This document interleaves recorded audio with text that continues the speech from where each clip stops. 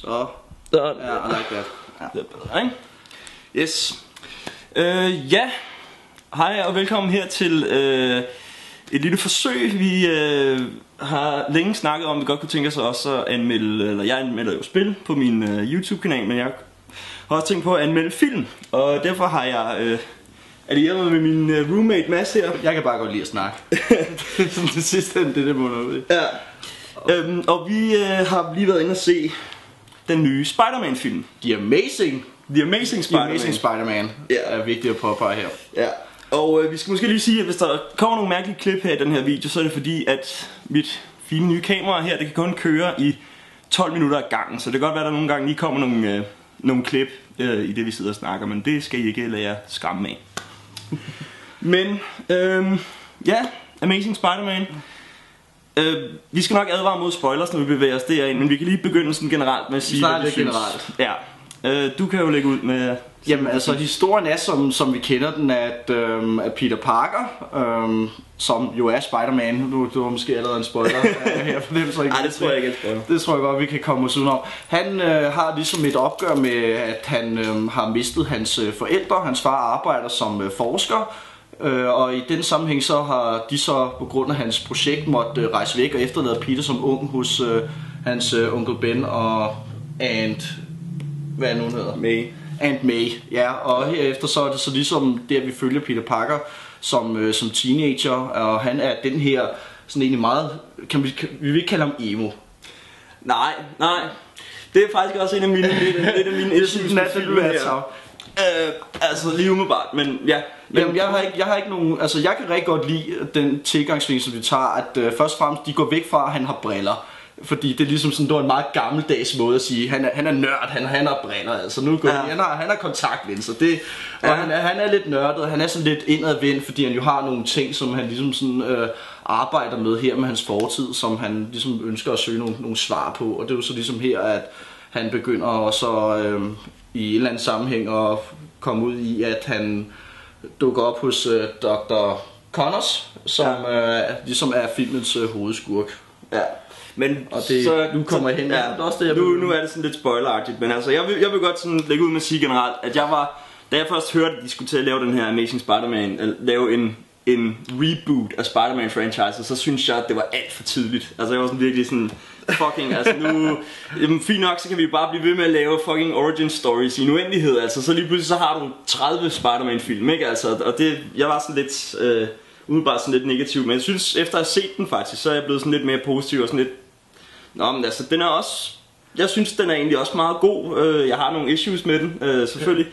Eller ikke selvfølgelig, men jeg har lidt nogle issues, men jeg synes, den er egentlig okay. Og nu har vi 2 ret gode origin stories omkring Spider-Man, og jeg kan sådan set meget godt lide dem begge 2, må jeg sige. Det er så der, at jeg har det, eller så jeg kan godt forstå, at du synes, det er meget tidligt, at de har valgt at lave en reboot af serien, men samtidig så har jeg sådan lidt... Jeg kunne ikke lide den gamle Spider-Man. Jeg synes, det var fesen, og det var karikeret. Og her synes jeg, at de tager den sådan burde historien have været. De har taget nogle meget simple virkemidler. De tager nogle få karakterer, og så kører de dem ud, og de leverer suverænt godt. Skuespilsniveauet er så meget højere, og Martin Sheen som Uncle Ben. Jeg skulle også sige, han er the man. Altså, han er fucking god. Han er den bedste onkel, jeg nogensinde har set. Han er virkelig, altså, de er nede på jorden, og de er alsidige, og de kommer ligesom væk fra den her sådan meget tegneseriekarikering, som vi ellers så i de tidligere. Ja. Og i den sammenhæng så var jeg rigtig glad for ham der bønnen Flash. Ja. Fordi at der kommer jeg også ind i, altså, der er også lidt noget spoiler her, men altså, det er jo ikke spoiler, folk kender vel den historien, der er jo ikke så meget nyt til historien. Nej, Onkel Ben dør. Han dør også i den her. Han dør også i den her, fuldstændig. Og det jeg så godt kan lide, det er den her bølle Flash, som Peter Parker ligesom har noget kørende med, de har en kontrovers, og det er så meget typisk som det er. Men efter Onkel Ben død, så går han hen til Peter Parker og siger, det gør mig ondt, at din onkel er død. Og det synes jeg var et meget godt eksempel på, at jamen, altså, det kan godt være, at han er asshole, men han er da ikke helt uempatisk. Og de ligesom viser de her karakterer for sådan forskellige vinkler, og de sådan også godt kan have noget godt med sig. Altså jeg vil sige, jeg kunne godt lide den første Spider-Man, og jeg ved godt, den er mere campy og sådan noget. Den her, den er sådan meget mere dyster, og de prøver at gøre den sådan lidt mere gritty og realistisk og sådan noget. Jeg kunne meget godt lide, den var sådan lidt campy, den første. Og jeg vil også sige, jeg synes, der er faktisk nogle ting, jeg bedre kunne lide, i den første der. Jeg har som sagt nogle issues med. Jeg synes ikke, at det er fedt, at Peter Parker han bruger kontaktlinser. Altså, det er sådan lidt, det er ikke den Peter Parker, jeg synes, jeg kender. Altså, jeg synes, at han var meget mere Tobey Maguires Peter Parker. Hvor meget mere den Peter Parker, jeg kan huske fra tegnefilmen, da jeg var lille, og tegneserien og sådan noget. Hvor jeg synes også det her med, at han er sådan lidt mere hip, ham her, den nye Peter Parker. Han er sådan lidt mere, han kører på skateboard, og han er sådan lidt, altså han ser jo han er jo en hunk. Altså han er en hunk jo. Han er ret lækker. Hvorimod Tobey Maguire i den første var meget mere den her nørd, den her underdog, synes jeg, som lige pludselig får de her powers. Hvorimod ham her, han er sådan lidt mere hip faktisk fra starten af, og han er ikke den her cool. Ja, han er mere cool. Han er ikke den her outcast, som Peter Parker jo altså ellers er, synes jeg, som man kender ham, altså fra tegneserien, tegnefilmen. Men det er også lige noget det, som jeg et eller andet sted synes fungerer. Men ja, man skal lige abstrahere fra, at Andrew Garfield, han er altså en... Han er meget køn. Og sådan, altså selv sov han sådan også, sådan Thorsten, altså... Ja, de sidder helt godt. Alt ser godt ud, altså uanset hvor meget han bliver smadret, så det godt. Men altså, jeg synes virkelig, at den der kækhed, som han har, og den her, han har sådan lidt en anden selvsikkerhed, og hans humor er meget mere, sådan som jeg husker Spider-Man fra tegnefilmene. Ja, altså også, det er rigtigt. Også bare det der med, at når han ligesom får de her kræfter her, så er det som om, at det er lidt mere refleksagtig måde, han opdager det på. Og det jeg godt kan lide ved den her film, det er, at der er ikke særlig meget bullshit. De kører virkelig altså hårdt på med, sådan er det fortalt, og så der er ingen grund til at bruge lang tid på at fortælle omkring, hvordan han på nu skal han udfordre sine evner. Så det synes jeg, de kom meget fint og let og hurtigt elegant over, sådan, fordi vi ved godt, at de her ting ligesom fungerer, som jeg siger. Det må også særligt med... Der er nysgerrig, hvordan har du det med? Jeg vil sige, jeg foretrækker de biologiske.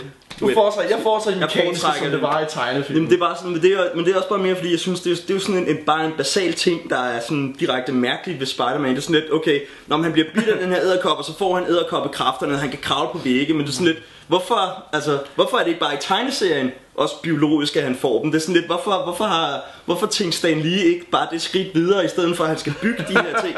Hvorfor tænkte han ikke bare sådan om, og så kan han bare skyde web ud? Altså, fordi han er jo blevet, altså det er sådan mærkeligt, fordi den her radioaktive edderkop, eller fuck der bider ham, giver ham kun nogen af de der evner, ikke? Altså jeg forstår ikke det der, når man så giver ham dog helt lortet bare, ikke? Altså det der, hvorfor skal han opfinde de her? Men jeg synes egentlig, det virkede troværdigt nok, den måde han opfandt dem på i filmen. Det var sådan, det var okay. Og det var også det, at sådan som jeg også husker det fra tegnefilmene, at han jo ligesom, fordi han har de evner, ved hvilken slags kemikalier og sådan noget ellers der skal bruge, men det kommer de så hen i, at det er noget teknologi han støder på, som han så stjæl. Fordi han er egentlig ret klog, at han kan ligesom sådan omdanne han det, ikke? Det. Så ja, jeg kan godt se, men jeg kunne godt lide grundideen i hvert fald med, at han ikke har det, fordi at det sætter også mulighed for, at han kan opnå nogle udfordringer ved, at han lige pludselig måske ikke har mere. Altså han kan løbe tør for det, og det synes jeg ellers der er meget fedt, at de kan blive smadret den sags for den sags skyld. Og jeg kan også godt lide, at han nørkler et sted meget med de evner. Det er som om,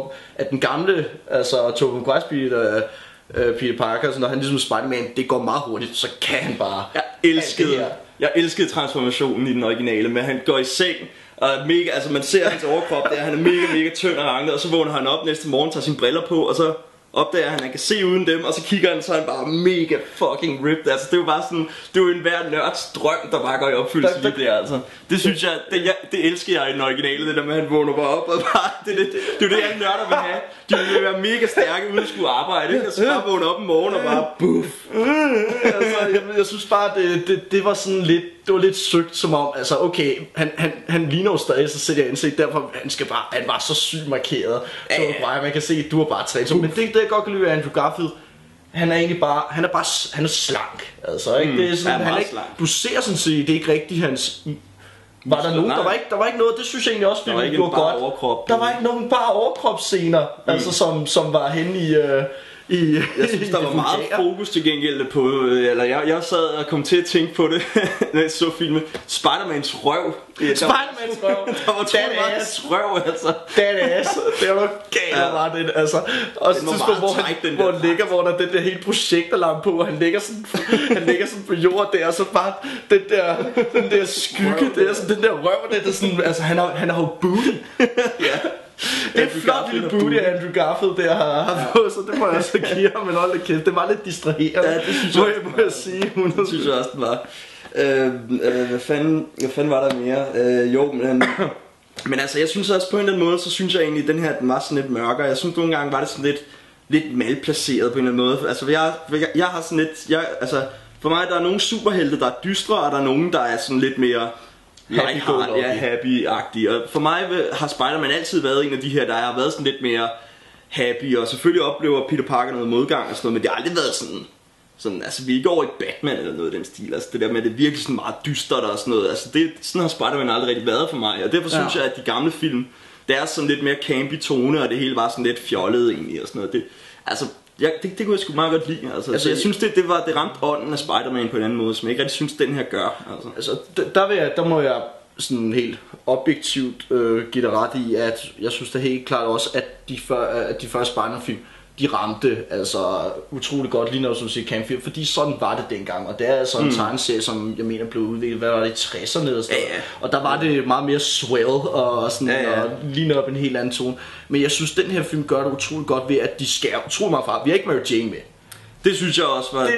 Jeg kan bedre lide Mary Jane som love interest end Gwen Stacy. Jeg kunne meget bedre lide Gwen Stacy. Jeg havde et problem med Kirsten Dunst også, så jeg synes helt den der... fordi at jeg synes det er fint, jeg synes de har skåret rigtig mange karakterer fra. Vi har heller ikke... og jeg ved ikke om jeg savner... Jonah Jameson. Ja. Altså, ham elsker jeg. Altså, men jeg synes det er fint, de har ikke den der hele ting mere. De prøver ikke at få for meget ind, og de koncentrerer sig om nogle enkelte. Og vi kører igen. Okay. Ja. Fordi jeg følte virkelig med karakteren her. Jeg sad fuldstændig, altså jeg var rørstrømsk langt hen ad vejen. Jeg købte den, altså virkelig, altså også fordi den var så brutal.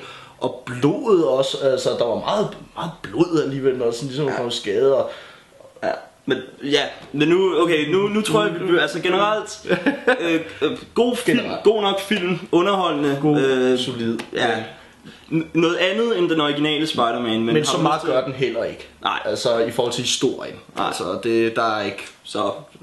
Tjek den ud, hvis I vil. Nu bevæger vi os ind i spoiler territory. Det er derfor vi sidder lige og siger det her. Så du kan slukke videoen nu, hvis ikke du vil have det spoilet.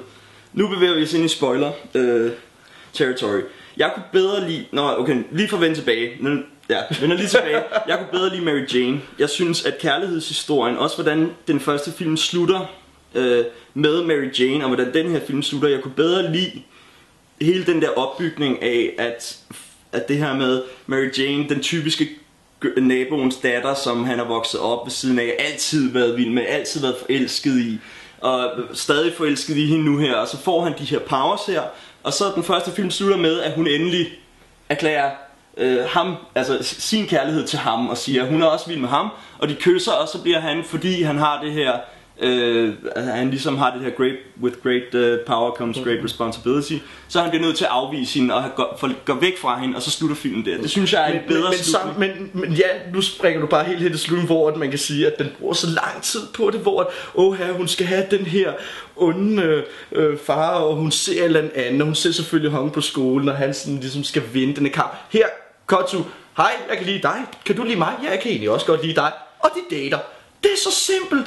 Det er så simpelt, jeg synes det er rart. Og vi slipper for hele den her langudtrukne kærlighedshistorie. Vi alligevel godt ved, hvor den ender i sidste ende. Og selvfølgelig finder de sammen til sidst. Jeg synes det, for mig rammer det bare mere med det der Mary Jane med, at der er det her, altså den her evige, også lidt ligesom, altså jeg kan godt lide de der kærlighedshistorier, som hvor det bare sådan, det bliver bare trukket ud. Jeg kan godt lide, når det bliver trukket ud. Du er lidt gammeldags. Ja, men det er også det, jeg elsker også i The Office for eksempel, altså mellem, nu ved jeg godt i den amerikanske eller noget andet, men den engelske The Office. Altså det er også bare den der, men det er der ikke tid til 2 sæsoner. Nej, men jeg kan bedre lide, og jeg kan jo også bedre lide, at altså, hvorfor var der ikke noget with great power comes great responsibility i den her film? De skriver det om, altså de skriver, han siger det samme. Han siger jo Great Power Conquers. Han står sådan set bare og siger til ham, din far havde det her princip af, har du en mulighed for at hjælpe folk, har du et moralsk ansvar for at gøre det. Så simpelt er det, uden at det skal være en eller anden one-liner, der blev serveret, og det er også fordi Martin Sheen, han leverer som Owen.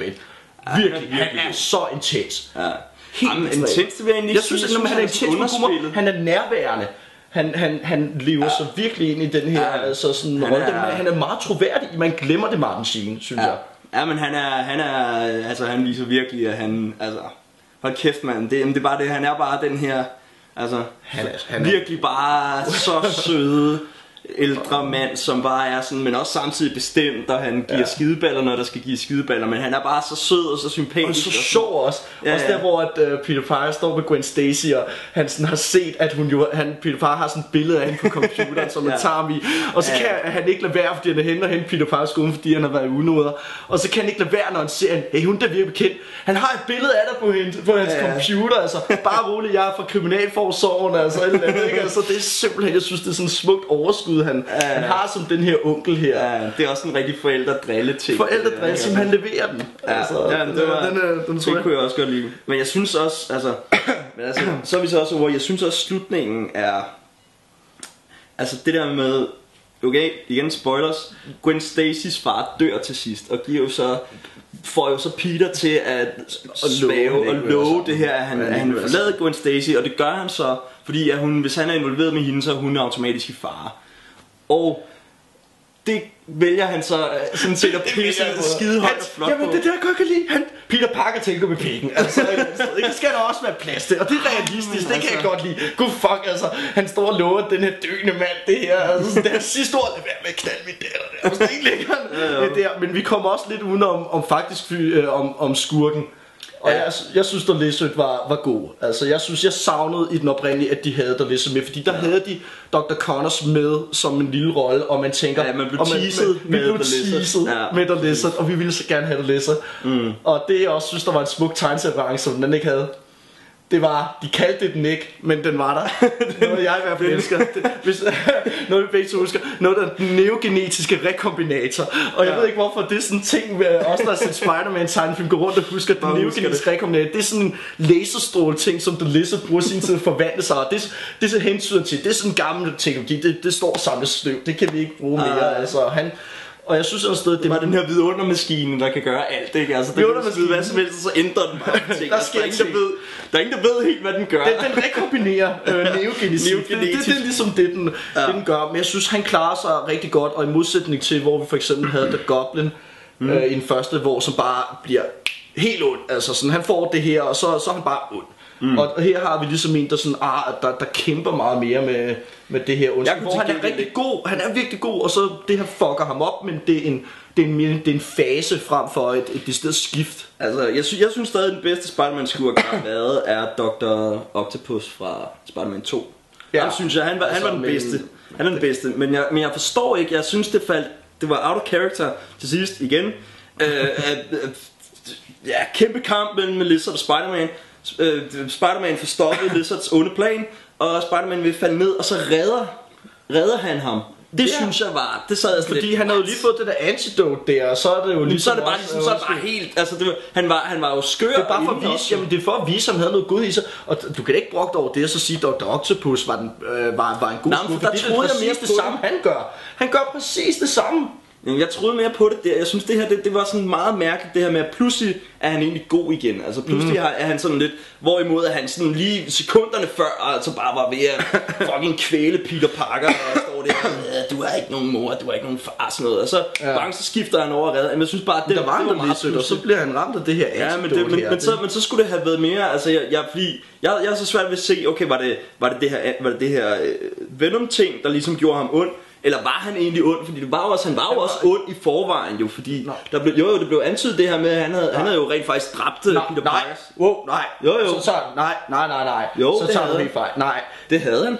Det der var sket, det var at ham der hensyn til, hvis du ikke skaffer resultater, du er nødt til at teste det på mennesker, sagde det nægter at gøre, og sagde så sagde han altså Parker far, han sagde også sådan, og du ved hvad der skete med altså ham som om at det er Oscorp der jo står for finanserne, som så skaffede ham af vejen. det har ikke på nogen måde været Connors. Connors har ligesom lagt det blinde øje til, hvis man kan sige det på den måde der.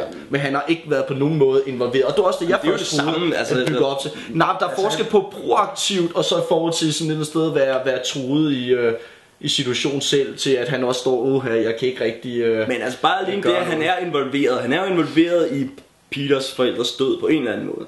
Og det alene siger jo, at han ved, hvem der har stået bag det. Altså, og det er mere det. Altså man kan sige, at man kan kæmpe sig med, men han er ikke involveret for han. Jeg forstod det som om, at han var, altså det var ham, der var ansvarlig. Det var sådan, jeg forstod den scene der med ham, det er den onde inter-dude. Og det er derfor den onde inter-dude, så kan jeg jo aldrig få sat navn på. Nej.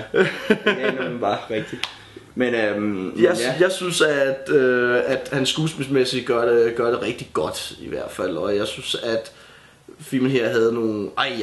jeg fik virkelig tårer i øjnene langt hen ad vejen, altså så, hvor var det, fordi jeg godt lide det dystre, og det var sådan tændst, og det var nogle gode alsidige personer. Det synes jeg var meget vigtigt at fokusere på, for mit vedkommende. Du nævnte tidligere det der med, at den her måde, han var sådan wisecracking Spider-Man og sådan noget. Jeg synes egentlig, det var sådan lidt for meget. Jeg synes, Spider-Man var en douche. Altså, han var mega provokerende. Men det er han også i tegnefilmen. Ja, men jeg synes han er provokerende. Det var for meget, altså. Jeg synes, det var for meget. Så jeg sådan tænker, kæft for, jeg ønsker, at han egentlig bare stabbede ham med den der kniv. Der er sådan en bad guy, der hiver en kniv frem, og så bliver Peter bare sådan, en små kniv, min eneste svaghed, altså. Jeg synes, det var... Jeg var bare fucking stab ham, altså sådan en douchebag, han er, altså. Men altså, ja. Ja, men jeg ved ikke, jeg er sådan lidt, det er sådan lidt med, der er nogle ting, jeg godt kan lide i den her, men der er ikke noget, jeg kan lide. Der er ikke noget element i den her, jeg kan lide bedre end den gamle. Jeg kan sådan lide det på sådan faktisk lige meget. Altså der er nogle ting i den her, jeg ikke kan lide så godt, og nogle ting i den gamle, jeg ikke kunne lide så godt. Og de sådan set, altså jeg kan også rigtig lide, for eksempel også bare lige for at tage Aunt May, som har en meget mindre rolle i det her. Altså hun er lidt mere... Hun forsvinder nærmest. Men samtidig så er hun også bare mere troværdig. Altså hun er også sådan lidt, hun er ikke den der helt gamle kone, der bare sådan helt naiv. Og vi kan også afslutte med sammen. Der er rigtig mange, der finder ud af Peter Parker og Spider-Man. Ja. Altså, der er ikke nogen nærmest efterhånden, der ikke ved, hvem han er. Og det synes jeg også er fedt, for han kommer hjem, og han er forslået i ansigtet, og hun er bekymret, og det ligger i underzonen, at hun selvfølgelig finder ud af, at han er jeg kunne også godt lide det der, det var sådan, men det var også i den første, at det var lidt, altså det var sådan underforstået. Hun sagde det aldrig åbenlyst, at hun vidste, at det var ham, men man ved godt, at hun ved det. Altså, siger det heller ikke her. Men nej, men sådan, jeg siger, det var det samme som i den første, men det er sådan underforstået, at hun ved det godt, men hun siger det ikke. Altså. Og det kunne jeg egentlig også meget godt lide. Men ja. Hvem mere er der ellers? Jo, han havde altså også bare det der med, at alle finder ud af, hvem han er. Det synes jeg også er sådan lidt.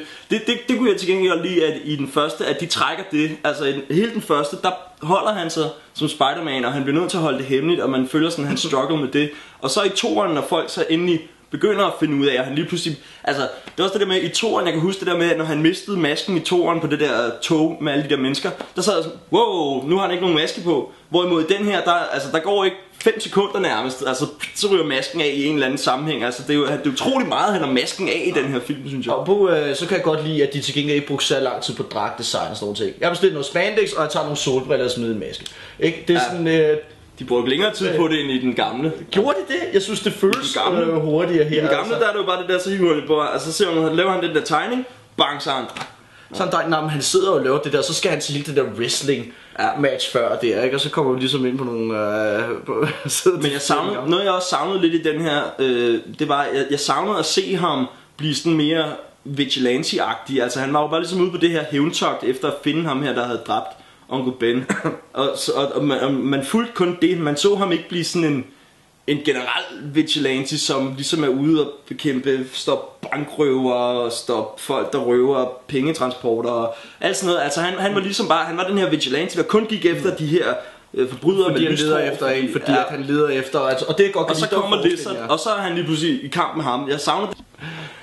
Jeg savnede det der var i etteren med, at han ligesom, man ser, at han bygger den her legende op, og han ligesom stopper alt det her. Han bliver ligesom til The Spider-Man, altså på en lidt mere sådan, altså han han er mere en helt, inden han sådan møder sin første superskurk. Altså han når at blive en superhelt, inden han møder superskurken. Og det synes jeg var sådan lidt i den her, det var sådan... Altså jeg savnede et eller andet sted ikke rigtig de der penge, transportjagt og sådan nogle ting. Jeg kan godt føle det, men så jeg tænkte faktisk egentlig slet ikke over det. Nej, men det synes jeg er lidt pudset, at jeg egentlig ikke sådan rigtig studser i går. Men jeg kan godt lide, at i modsætning til det første, der finder han ham her med det samme. Og så dør han. Og her handler det om, at han rent faktisk aldrig finder ham. Og det går hen og bliver sådan mere en symbolsk ting, at han i starten, der jager han folk, der passer til det her signalement, og leder efter en bestemt tatovering, som ham her har på venstre arm. Og eftersom han aldrig finder det, og det også ligesom bliver påpeget af Gwen Stacys far, at jamen, altså, han er jo bare tydeligvis på hævntogt, han gør det ikke målrettet, og der er også noget, der ligesom hjælper til at bygge hen i, okay, altså at det vigtige af ham her et eller andet sted bare er et symbol for dårlige mennesker, der er derude, og ikke at det er bare det, han konkret går efter, og ligesom at få løst, men der var ikke særlig meget skurebekæmpelse, det var meget koncentreret omkring den her hovedskub, men han er også en stor mundfuld, der læser. Ja. En stor Stan Lee cameo. Bedste Stan Lee cameo i nogen Marvel-film. Without a doubt. Kæft, det var sjovt, altså. Det er værd at se, bare for Stan Lees cameo her. Det er, den er god i hvert fald. Det er den sjoveste. Det er den sjoveste at se den. Skal vi fortælle? Nej. Så meget vil vi ikke engang spoil, men den er værd at se, bare det. Den er sjov, virkelig morsom. Ja. For det har han jo i alle film, altså, og de svinger utrolig meget i kvalitet. Værste er Fantastic Four, Rise of the Silver Surfer, hvor at han er sig selv. Ja. Det er som skaberen af dem endda, ikke? Altså, men ellers synes jeg, den bedste før det her, det var i Iron Man.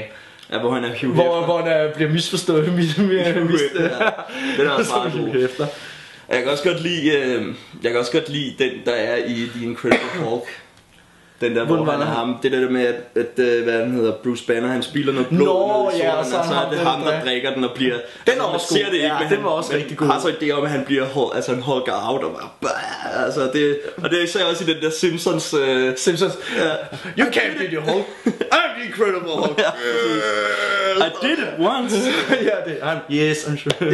Yes. I just wish you had the power to leave my store. Så ellers er der noget sådan fordi det er begrænset meget der er at fortælle om den her film, fordi at jamen, det reelle faktum er, den side lægger sig meget op af de gamle. Har du set de gamle, så er det lidt svært at blive overrasket, hvis man kan sige den måde. Der er ikke sådan det er en anden udgave af den samme historie, altså den er en bedre udgave. Jeg synes ikke den er bedre. Jeg synes den er anderledes, så det er også fint nok, men jeg synes der var ting jeg bedre kunne lide den gamle, det må jeg sige.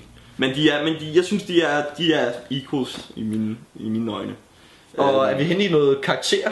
Nej, det synes jeg ikke vi skal give. Du vil ikke henne i nej, jeg synes bare det skal være ligesom en nørde rant om ja, men altså om det men jeg vil også sige lige en sidste ting. Jeg synes Spider-Man svingescenerne kunne jeg faktisk bedre lide den første også. Jeg synes de var mere. Og i øvrigt jeg er pisseglad for at vi ikke så den i 3D, mand. Er du sindssygt? Jeg tror de der når han svinger sig rundt og sådan noget, det var umuligt at finde hovedhale i det. Det var forvirrende nok i 2D, synes jeg. Altså, jeg kunne godt lide, altså, fordi i de gamle, der var de flotte, og jeg var lidt overrasket over, at de ikke, altså, du fik meget mere scenarie med afsted her. Han er meget kluntet omkring det, men det synes jeg også er fint. Også det med, at de viser faktisk, hvor svært det er, selv for Spider-Man at komme fucking rundt i byen. Med web, altså det er mega svært. Det sidste, de der kranfører ligesom hjælper ham, ikke? Altså det var det sødt, men det er stadig bedre end den første, hvor han hænger ud af broen. De der leave Spider-Man alone, altså you miss Spider-Man, you miss New York, altså så gjorde de det lidt mindre karikeret her. Det må du i hvert fald ikke. Men det var stadig lige på grænsen, det der med at han så lige bliver reddet af ham, lige præcis den der kranfører, som hvis søn han reddede tidligere i filmen eller sådan noget. Det er sådan lidt. Og der tager han også masken af. Så jeg gider ikke komme ud af den her brændende bil her. Se, jeg har også et menneske. Tag min maske, den her sådan, altså for helvede, mand. Altså, sådan, nu må du lige have dog lidt disciplin omkring din identitet. Hvorfor har du masken overhovedet? Hvorfor, altså, hvad, du kunne bare rette rundt, altså, det kunne være make-up, altså. Han skal male den maske på. Han skal barbere sig skaldet, og så skal han male masken på. Så er det løst, altså. Det skaber nogle andre problemer med det. Men jeg tror også, at det der grunden til, at jeg bedre kunne lide også det der med svart i den første, det er også fordi, her der var meget sådan med lyset blev, altså, de har på en eller anden måde forsøgt at gøre det mere realistisk, men det gjorde det også bare sådan svært at følge med i, fordi jeg synes, det var sådan meget med, altså, i etteren var det ligesom, om kameraet var mere steady, og fulgte ham sådan mere flydende på en eller anden måde. Du fik lov til at se ham sådan, hvorimod her der er kameraet meget sådan, følger ham rundt og sådan jeg havde det der og de der striber der fra lyset, der sådan striber ud, og det hele bliver sådan, altså, jeg synes, det var ikke lige så fedt som i den første. Point of view var mega provokerende. Synes du? Jeg synes det, så ser man sådan lige hænderne sådan kommer op og stå. Det er sådan, okay, come on. Altså det er som om, men så sidder jeg i kort øjeblik. Altså det er som om, at de syrer så meget. Jeg er Spider-Man. Jeg er Spider-Man. Fordi når folk så ser den her i 3D, altså så føles det vi som om Spider-Man, fordi vi ser sådan en forvikling her. Mine hænder er oppe på lærredet. Mine hænder er oppe på lærredet. Jeg troede, jeg sad og spiste popcorn. Altså come on. Altså det var lidt søgt som om, okay, altså så mere interaktivt er det altså heller ikke. Jeg kan godt abstrahere fra at tro, at jeg er Spider-Man. Ja. Men god. Men jeg var meget tilfreds. Fint nok, altså. Meget frisk. Ja. Undgå 3D-versionen, se den i 2D. Altså, der var ikke engang nogle scener, hvor jeg sad og tænkte, det her kunne have været fedt. Altså, det måske lige til allersidst. Hvor den allersidste svingtur igennem byen kunne måske have været meget fed i 3D, men ellers så tror jeg det er ikke værd at betale 30 kroner mere for at tænke at se den i 3D på nogen måde. Nej, så hold jer til 2D-udgaven, og så ja. Et anderledes take på Spider-Man. Nogen kan lide det bedre, jeg kan lide det omtrent lige så godt. Men ikke desto mindre, så kunne man lide de gamle, så vil man helt klart også finde nogle rigtig fede ting ved det. Der er ikke noget, der sådan betrayer Spider-Man-franchise i den. Jeg var overrasket over, hvor loyal de faktisk var til de første. Jeg regner med, at de faktisk ville tage et meget større sidespring. Det er. Ja, altså, det er en mere dyster udgave af den samme historie. Ja. Så se den, hvis I er mere dystre, og hvis ikke, så vent til den kan downloades eller købes på DVD. Yes. Det var det hele. Tak fordi I kiggede med.